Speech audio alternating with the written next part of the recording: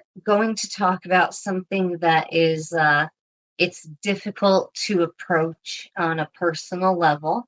It is something we all go through, it seems, as we get to know more and more people with our disease and diseases like these, and that you, as much as you try to maintain your social life in any capacity you can, maybe your friends have to eat on your bed, but maybe that becomes fun, whatever. But there's a certain point to where even when you think you're doing great because you're doing stuff like that, to where you have to say no because that day, that afternoon, that evening, whatever it is the same time as the wedding, the christening. There's so many things that you think can't line up with a total body crisis, but that do, and that personally are not to do with something because they're not stressing you out. They're making you excited. You feel so it's just a bad collision at times. And sometimes you have to say no to people you love or no to people you want to do business with or etc. Important meetings. And I noticed that Leah seems to manage her business with such a cool ease and grace and professionalism that, as somebody that studied leadership at the academic doctoral level as a science of itself, she impresses me every second. And I'm more laughing. I make everything a joke, but she's just amazing. I want to know, Leah, what is you've been dealing with this a lot of years now. The art of saying no. You seem to have a grip on this. How do you say no? Teach us a little bit about how you do that and how you do that with so much efficacy and grace. Well, it took a long time because saying no comes naturally at the beginning when you're diagnosed. Because I think psychologically, I mean, I don't want to talk for anyone, I'm going to talk about myself, but like psychologically, uh, it's harsh. You're dealing with new feelings, new symptoms. And I think the first defense mechanism of any human being would be to say no to anything and retreat. And I did that. But that wasn't saying no for the right reasons necessarily all the time. Uh-huh. But no one can teach you how to say no. You need to be, so I'm going to get to that, but you need to be in a place where you are the one saying no for you. No one can tell you when to say no or when not to say no, even a therapist or anyone that you're seeing, I think, because it doesn't have the same value. I mean, in the last 4 years, I've grown, and the art of saying no is, first of all, knowing that I'm at ease and at peace with myself and by myself if I do say no. I enjoy my own company. People get worried that maybe I'm alone too often. Well, it's their worry, not mine. Because if I'm at peace with myself and I'm okay with myself, then I don't care what others think are good intentions. And I'm not blaming them. It comes from a good place, but they're not in me. They're not in my body. And, most of the time, the way, you know, I'm lucky that after getting back on treatment after septic shock, uh, you don't see how I feel. But trust me, what I feel is harsh and I feel it all the time. But I don't do the big spasms anymore and stuff. But, I'm known as the stiffy. And, I'm wearing my beautiful abaya because it's It is nighttime here. beautiful. But I'm like stiff and I have 7,000 cushions under me. And so if someone would ask me to come out for dinner tonight, no, tonight is not a good night to go out for dinner.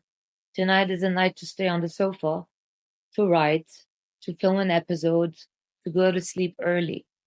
Maybe tomorrow would be different, but it's it's very difficult because people around you don't understand when you mentally reach that point when you know when it is right to say no, and when you are doing it for yourself. True. And you have to reach a point where you don't care about what others may think, even if they are your close one. And that's very difficult. And I manage most of the times, but not always. I mean, We can't always. We're going to make mistakes. I think what you just said rang. So I think it healed a little part of me that feels very guilty for all of the no's that I have to say. After working my whole life to have a social life and a work life of yes, I had to start saying no. It took me 10 years to get here. I have dinner with my parents and husband later, and one of my favorite things in the world to do, since I'm 18 with these three people, so they don't stress me out. They get me, and but I'm still racked inside with this core of anxious energy that comes with this disease and going out for me, and I know for a lot of us. So now that I can say that, a lot of us, I know some of us through the community now, where I can say, yeah, that's a pretty common thing. You want to go, you're excited, it's low maintenance. You still have to deal with this disease and its feeling, even if you've gotten over it, you know.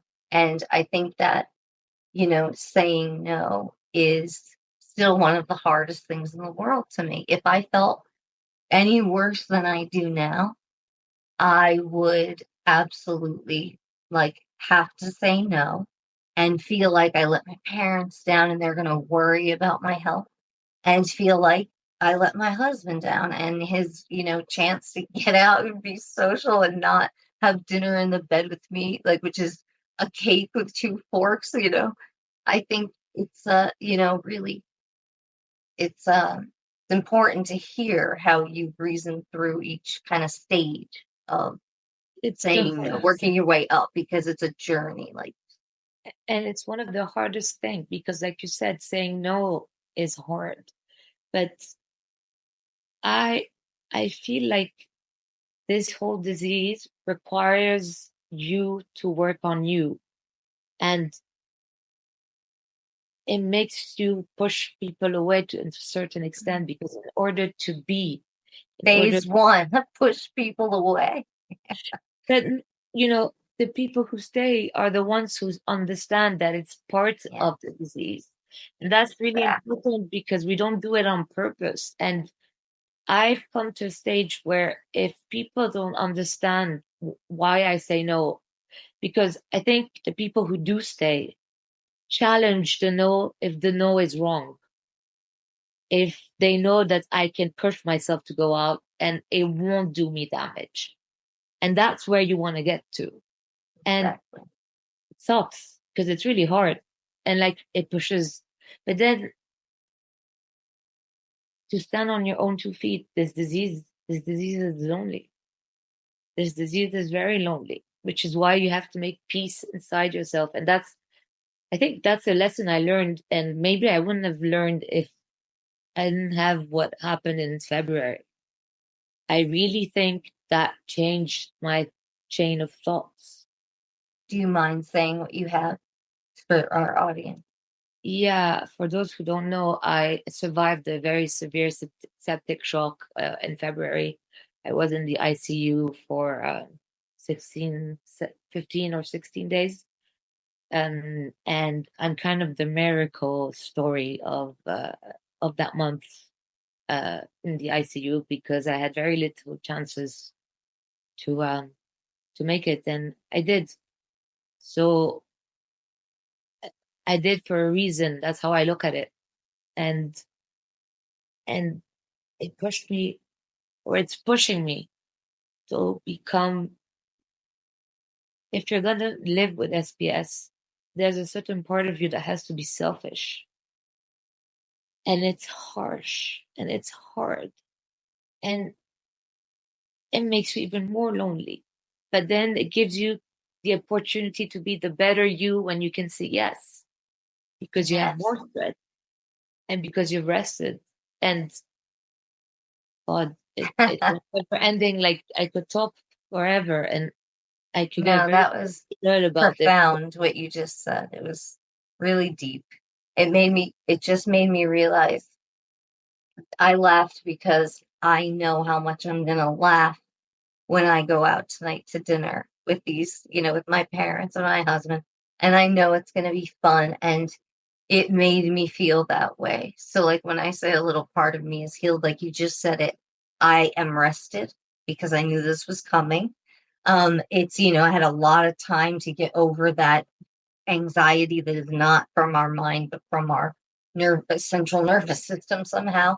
The shock of it. And I had time to get over all of it. And you said it, you're rested, whatever. Tonight, I'm going to be a self that I'm proud of, not one that I'm angry with later that like I should have been better or cooler or not, told my dad about this or that or and I really think that you said it like that you'll be great when you go, so it's worth it, and you have to be proud of yourself and know that yourself and have a self. You have to have a sense of agency that you're your own person. Lots of things go into having that kind of strength. So I don't think anyone should feel like they're behind if they're many steps below, but you'll get there. Absolutely. So yeah, I think you just you made me realize how lucky I am that I've put in the work. I'm not going to say it wasn't work. It was that I've suffered, I've cried, I've done all the things over the 10 years, but I'm here now. And it's like, I am going to have fun tonight. I am rested. I'm medicated. I'm ready to go. So it's like, I think you just gave me some hope that there's still laughter in my future, and like, if there's laughter in my future, I'm good to go with it. You know me.